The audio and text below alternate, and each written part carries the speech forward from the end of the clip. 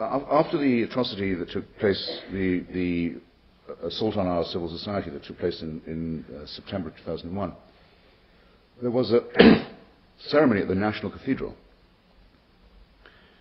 attended by the President, the leaders of Congress, and so on, where the official sermon for the United States was preached by the Reverend Billy Graham. Mr. Graham and his colleagues have been found many times to have published obscene and defamatory remarks about the Jewish people, and they never tire of drawing attention to the heresies and vileness of the Prophet Muhammad. And on this occasion, I think the Reverend went a little further. He said that all those who had died in those buildings had died and gone straight to heaven. By the way, I had no idea that many people in New York were in a state of grace round the clock, and wouldn't have credited it on empirical evidence, had gone straight to heaven, were there and were happy, and would not come back if they could. Now, what is this but the theology of bin Ladenism? It claims to know the way to paradise, it claims to know how to get there by violence, it claims to know what it's like there when you are there. This is an appalling piece of impudence. But it is bin Ladenism in every detail except that of the 72 virgins who would accompany every victim to his last reward. And that, some textual scholarship has asserted, is a misprint, and has long been a misprint, for grapes. It's probably 72 bunches of grapes, but there's a further Talmudic commentary on this, not very well known, which says that you may get 72 virgins, but they come with 72 mothers-in-law. Only the rabbis know this.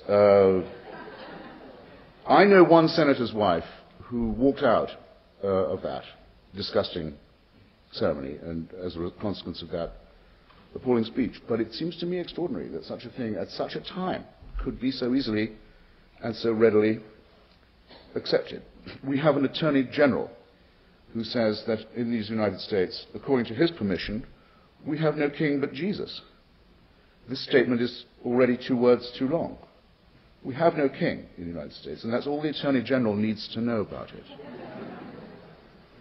The Pledge of Allegiance is also now 2 words too long. The words "under God" that were inserted into it, breaking such rhythm as it had as an original pledge, and it's not bad in its original, inserted opportunistically in the 1950s, are deliberately designed to exclude or make to feel uncomfortable those of us who are members of the fastest growing minority, not just in the United States, but in the world, those of us who affirm no religious authority for ourselves. When the President meets in times of crisis, places are set for imams, for rabbis, for bishops, for preachers of the television, and of every other stripe and kind. There's no heresy you can't be promulgating and not be invited to the White House to show pluralism, but there is no room, and there never has been any invitation to the secular humanist organizations of the United States, who are presumed to have nothing to say in this great crisis of holy war and jihad, and this in the country that distinguishes itself above all by being not just the first, but still the only nation in the world to be founded on written documents and promises of rights that are innate in humans, that are the reward or promise of nobody, and to have a constitution that specifically does not mention the word God. There is no country in the world, in my opinion, and I've been visiting a lot of them lately in pursuit of this argument, there's no country in the world that wouldn't be a great deal better off if it was to adopt some version of that constitution and that Bill of Rights.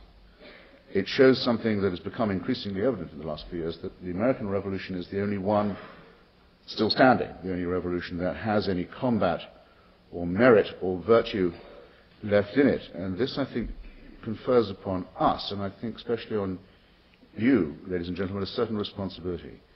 If this is to be defended and asserted and protected from its enemies abroad, it as a godless and secular system should be a great deal better appreciated than it is, and a great deal more cherished, and a great deal more firmly upheld at home as well. So, with this very simple conclusion, I leave you with with enormous gratitude for your company, and I'm at your service. Thank you.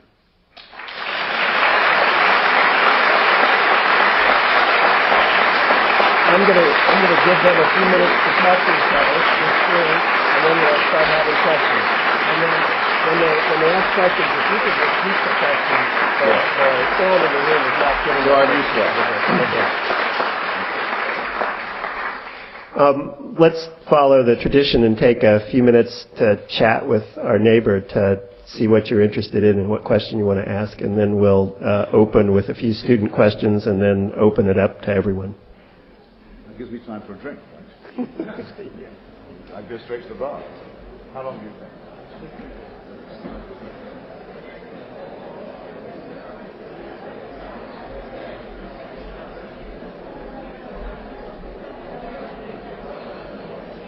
First question. Let's start with a student question.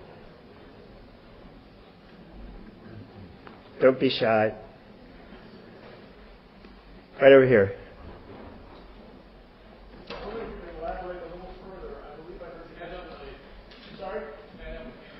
Well, I'll relay the question. I think the acoustics mandate that. I think you had mentioned at one point that your sense is that benevolent theism is actually worse than malevolent theism, and I wondered if you could elaborate on that a little bit. I didn't quite catch what you were saying. Yes. The gentleman asks me why I laid such stress on the horror of benevolent theism, and invites me to discourse a bit on the distinction between that and the malevolent kind. Would that be a fair précis of your question? Well, first, I must say I never miss a chance to take communion, so there you go. And I wish every campus was like this. It's because I think that dictatorship for your own good, as it were, is the most oppressive kind. In other words, the paternalist who claims to know what your interests are and to be always looking out for you is much more irritating in a way than someone says, as long as you pay the taxes and bow the knee as I pass with my chariot, I couldn't give a damn about you. I'd far rather live under the second regime myself. And it's a conundrum for believers, this. It's obviously not much of a conundrum for me, because I don't believe in either God or the devil. But it was noticed by William Blake, who had a strong interest in the transcendental, that throughout Paradise Lost, John Milton appears to sympathize with Lucifer and give him all the best lines and award him all the brave actions, in effect. And said that, is it possible? He said that John Milton was of the devil's party without knowing it. And because I think that literature is the way to investigate these arguments, and it gives us a much more sensitive register than theology or hermeneutics, I've always thought that was a very, very good question. It's quite clear that when Milton tries to imagine what paradise is like, he can't do it, or not in a way that he can make attractive to anyone else. It sounds ghastly. But a rebellion in heaven by someone who says, I would rather serve in hell than reign in heaven. Rather reign in hell than serve in heaven. I got that wrong. But in other words, who repudiates the idea of being a permanent, adoring, fawning flunky in paradise. So I'd rather have my own deal, even if it took me to the infernal regions. Well, that's actually what the Puritan Revolution was all about. It was the assertion of right in that way. And that's why I find all this so fascinating.